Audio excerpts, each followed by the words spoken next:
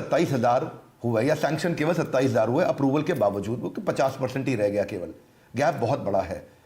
तो देखा जाए कुल मिलाकर के इमीडिएट कैश फ्लो की समस्या सॉल्व नहीं हो रही, इसके विषय में आपका क्या विचार है? देखिए, आपने आपके प्रश्नों में अनेक प्रश्न भी पूछे हैं, तो मेरा पहला सुझाव है कि इस समय हर स्टेक होल्डर तकलीफ में है और हर स्टेक होल्डर अब अड़चन और समस्याओं का सामना कर रहा है, और इसलिए इस समय सबको प्रोटेक्ट करना और आगे जाना।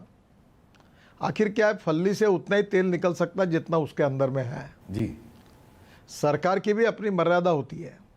दूसरे, आपने जो बात कही थी योजना के बारे में, वो बिल्कुल कुछ प्रमाण में सही भी थी। मैंने अपने मिनिस्ट्री में एक सॉफ्टवेयर डेवलप किया है और अभी हम हमारे एमएसएमई इंडस्ट्री के बारे में जितने बैंक्स है, सिडबी है, इन्होंने कितनी केसेस की, कब सबमिट हुई, क्या हुआ। और आपको पता होगा बीच में 3-4 महीने पहले अशोका होटल में सभी बैंकों के चेयरमैन के साथ, चेयरमैन एमडी और निर्मला जी और मैं, ऐसी मीटिंग हुई। और मीटिंग में मुझे ये ध्यान में आया, तो मैंने बैंक जो चर्चा हुई वो आपको बता रहा हूँ। उसका अभी मेरे पास सॉफ्टवेयर डेवलप हुआ है कि कौन सी योजना में कितने लोगों ने एप्लीकेशन किया, कितनी प्रोसेस हुई, कितने को लोन मिला। तो आपका पहला मुद्दा उसमें थोड़ा तथ्यांश है कि 1 घंटे में मंजूर किया पर डिसबर्समेंट नहीं किया। तो मंजूर करना ये अपेक्षा है, जब डिसबर्समेंट होगा तो सही में लोन मिलेगा। तो आप जो कह रहे हो वो बिल्कुल सही है। तब अभी मैंने बैंक वालों को पूछा तो बोला हमारा टारगेट था, हमने मिनिमम टारगेट पूरा किया। फिर मैंने और निर्मल ने कहा, मिनिमम टारगेट आपको किसने दिया? और ये मिनिमम टारगेट नहीं है, आपका टारगेट जो है ये आपका इससे और मिनिमम टारगेट बढ़ सकता है। तो इसलिए आपको मैक्सिमम काम करना है, जितनी केस आती है उतनी करनी है। तो नेचुरली ये कंट्रोल होने के कारण ये जो प्रॉब्लम थे आपके, वो हमने काफ़ी प्रमाण में दूर किए हैं। आपने और जो प्रश्न पूछा था जी, जीडीपी ग्रोथ का, तो 29% एमएसएमई का कंट्रीब्यूशन जीडीपी में है और उसमें से हमारा एक्सपोर्ट जो अभी है फिलहाल उसका 48% हमारा है एमएसएमई से होता है और करीब 11 करोड़ जॉब क्रिएट किए गए हैं।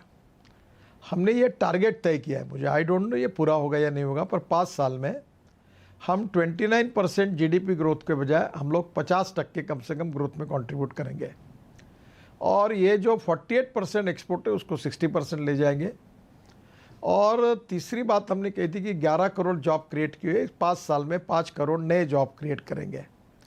अब इसमें सबसे इम्पॉर्टेंट चीज़ है 3 टारगेट को छोड़कर, तो अभी हमने एक नया एंगल इसमें लिया है कि हम लोग एग्रो एमएसएमई खोलेंगे।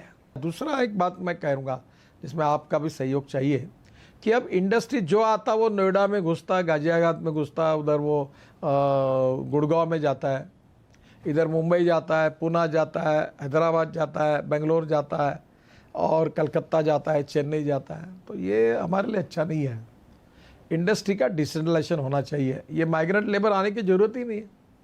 तो हमारा प्रयास ये है कि विलेज जो है, ग्राम पंचायत, वही अभी हम एमएसएमई, एग्रो एमएसएमई वही खुलेगी, या एमएसएमई खुल सकती है कोई भी, वो वहाँ की स्कूल और कॉलेज को भी चला सकते हैं, हॉस्पिटल को भी चला सकते हैं। और वही वो ये रेंटल हाउसिंग का फ़ायदा लेकर या लो कॉस्ट अफोर्डेबल हाउसिंग का प्रधानमंत्री वहाँ एक स्मार्ट विलेज भी तैयार करें और ऐसा करके एक एक विलेज में हम लोग इस प्रकार की इंडस्ट्री पैदा हो।